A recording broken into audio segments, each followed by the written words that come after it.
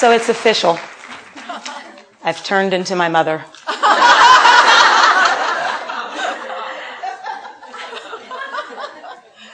I can hear myself using some of the same expressions that she used when I was growing up. Now, that's not necessarily a bad thing, because I learned lots of great life lessons from my mother as a child. In fact, I grew up as an Army brat, so we moved every 2 to 3 years, and my dad was frequently away, which meant that my mom was the stability. She was the one that had the big influence on who we would become, and in particular on our communication skills.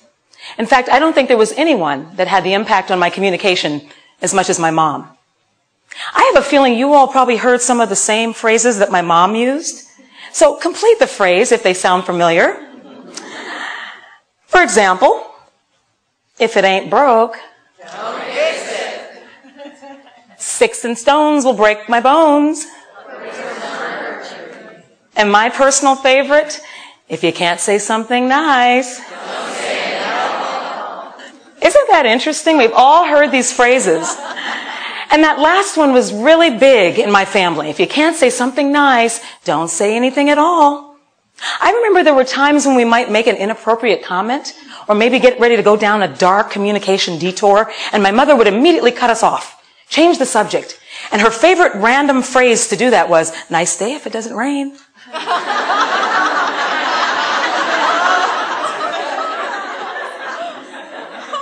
That was like the ultimate redirect. So, you know, it's interesting because we have these challenges as women, especially where we're redirected, told don't say it if it's not nice. And so that's quite the challenge. But you and I know in the grown-up world of work and relationships, sometimes we just have to say what we need to say.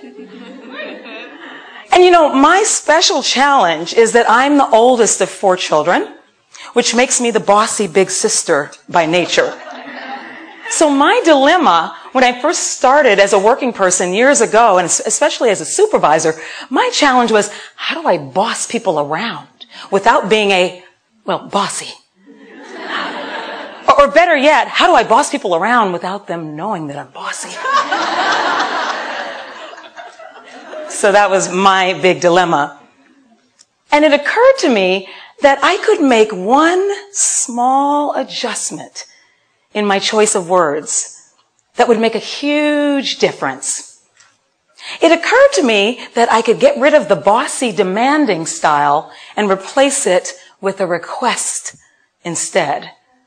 So, for example, instead of saying the bossy, you better, you need to, you will, I could instead say, I need you to, I would appreciate, I prefer.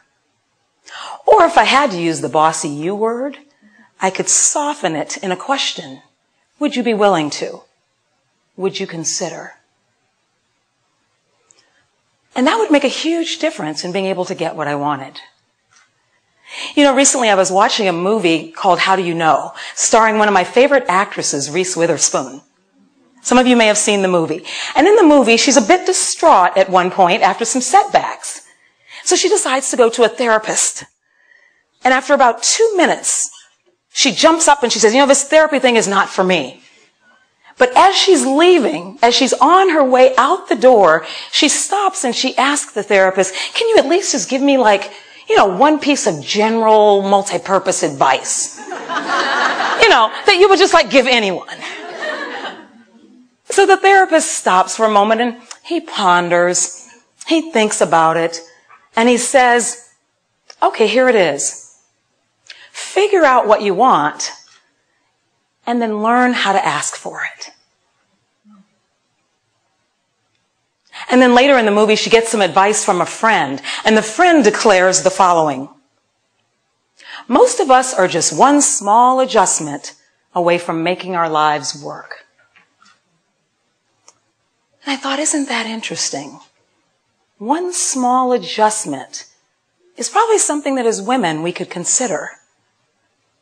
One small adjustment that we might make, whether that be learning to ask for what we want, or maybe learning to change the bossy you to the request for I. That's a tough challenge. Now, this isn't rocket science. Although I hear there have been rocket scientists on the TEDx stage. But this will make a big difference in our lives if we can learn to ask more effectively for what we want. Because as women, after all, we've been told, if it meets with disapproval or it's unpopular, maybe we shouldn't say it or do it. We've been told if you can't say something nice, don't say anything at all. And we've also been told, nice day if it don't rain. So anyway, back to my mother. I was standing in her home office, and it was even odd that she had a home office, because growing up, she was a stay-at-home mom. But she had a home office, and it was filled with colorful paintings, projects that were pending, jewelry and baubles of all kind, shelves of books. And I was standing in this office 7 years ago, because she had just passed away. And being the oldest of 4 children, it was my job to decide which things we would keep and which things we would give away. And as I looked around her office, I noticed there were books on how to sell your jewelry on eBay, how to auction off your paintings, and all kinds of callings that would never be answered. You know what also struck me? Was that this was not really just an ending. It was also a beginning. In fact, it was really the space between what my mother had done and what I would do going forward. I went straight home, and I tell you I went straight home because I had been pouting the whole year up to this moment. I had been pouting because I had sent off a book proposal to big publishers in New York and they had rejected me. So my proposal was sitting there on the shelf collecting dust. And in that moment, I went and pulled the proposal off the shelf and started writing. But then I made one small adjustment. Instead of pursuing these big publishers, I published the book myself with the help of a small independent publisher.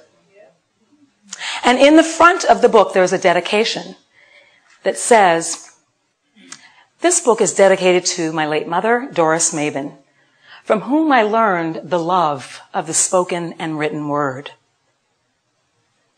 Wouldn't that have been nice if she had had a chance to say what she needs to say? I think the world would have really benefited from what she could have shared. So I'm wondering, what goals do you need to pursue? What small adjustment can you make?